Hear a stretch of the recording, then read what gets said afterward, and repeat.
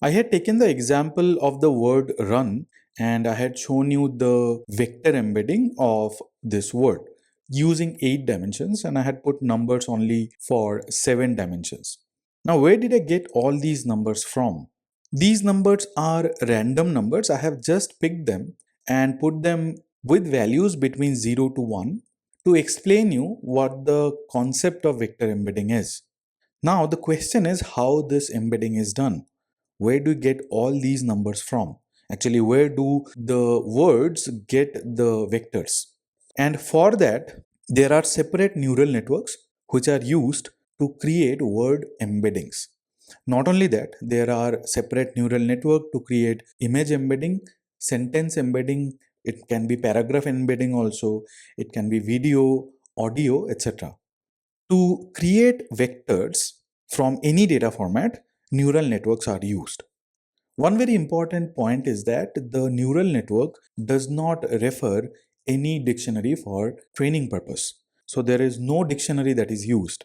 And all the vectors, all the elements of the list or the array of the vector are evaluated without using any dictionary. The reason is because the neural network models are trained using sentences from massive datasets. And the purpose is just to create word vectors or image vectors or video vectors. So the models do not use dictionary to get the numbers because dictionary does not have any number as such. And also dictionary gives you the word, the noun, the verb, etc.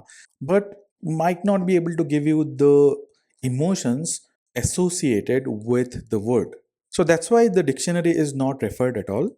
To create word vectors or any vectors for that matter, the neural network model is trained using sentences from huge datasets like different websites, different books. There's something called Gutenberg. It also uses GitHub, Stack Overflow, etc. are used.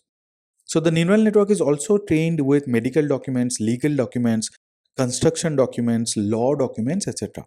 So all these documents and all these data sets are used to create the neural network or to create the model that performs the vector embedding, which creates the vector list for any word.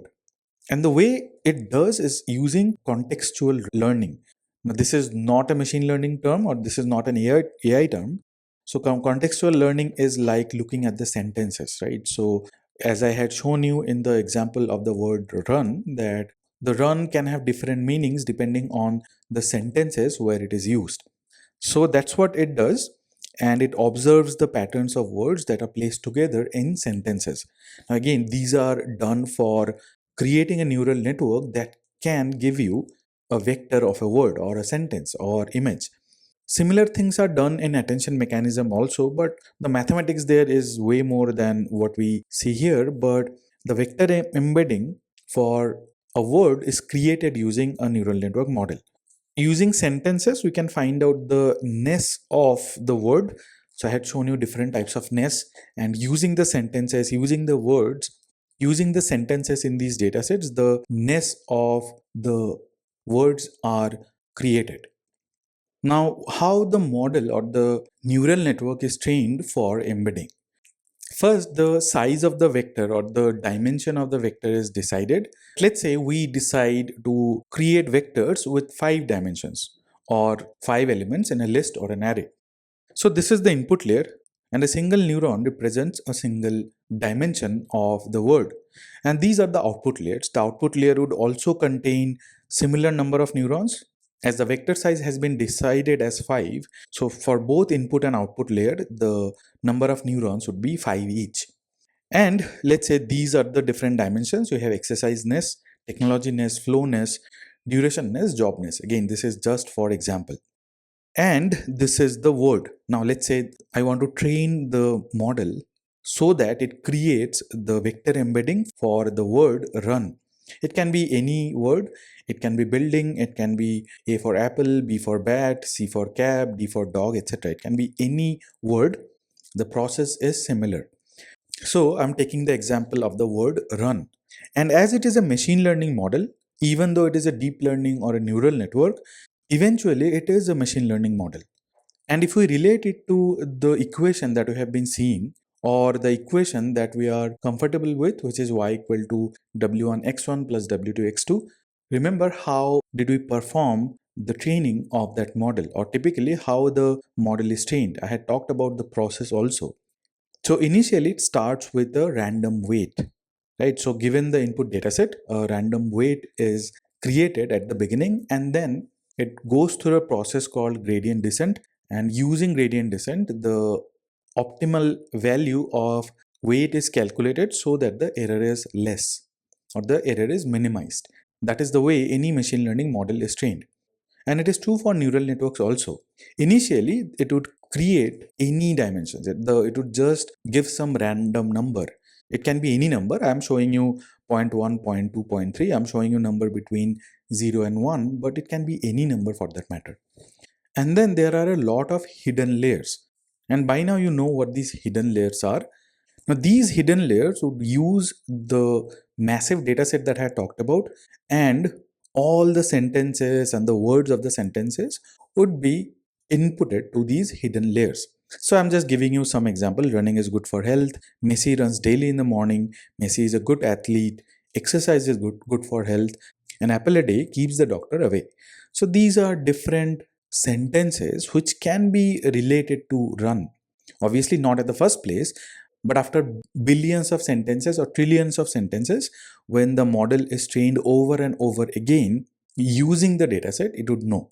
But at the first time, it would create some random numbers. So it would come up with, let's say, these numbers 0. 0.6, 0. 0.9, 0. 0.1, and you see the initial number got changed after the training. And after this, it'll go through the process of back propagation, which is similar to gradient descent. And the purpose of back propagation is to find out the error or the deviation of the prediction from the actual value. And that error would be propagated back to the input layer by the output layers. It can be hidden layers also. So the errors would be propagated back to the input layer, meaning that the hidden layers and the output layer will tell the input layer that the error is so much, so the weight has to be changed. And that is the process of back propagation. And this would continue for billions or even trillions of cycles.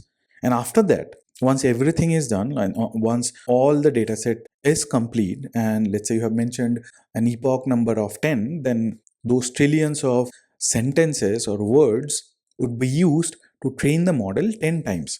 So that's why I can imagine the training process is huge. It takes a lot of money.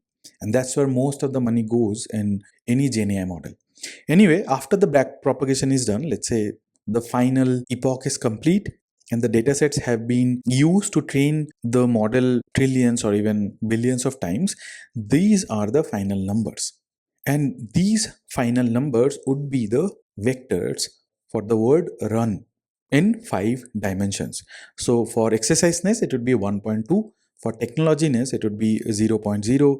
For flowness, it might be 0.1. For durationness, it might be 0.7. And for jobness, it might be 0.8. Now, these are the numbers that I have put completely randomly. These are not the actual numbers or actual embeddings for the word run. I'll show you how we can find this out. We'll create a model to see how we can create vector embeddings for words.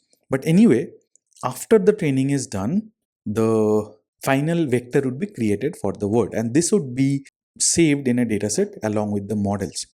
And this is where entire magic happens in the hidden layers. You see, the hidden layers would refer the datasets which contains trillions of words multiple times, right? So each word might be referred at least hundreds of times or thousands of times or even more. And then it would use back propagation to tell the initial layer that you have to change the weight because this is what the output of the error function is. It is similar to gradient descent for a simple model, but back propagation is way more complex. So this is how the neural networks are trained to create the vectors for words. And these vectors are saved.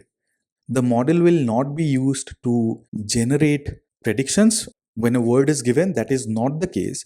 All the vectors of all the words which is there in the vocabulary of the model would be saved. And that's how the word vectors are created. Similarly, we can create vectors for sentences, we can create vectors for images, videos, etc. The most important layer would be the hidden layers and the training data sets, which would be massive data sets from internet, from different websites.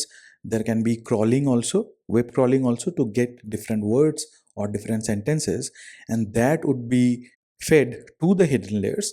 And using those words and sentences, the vector would be created.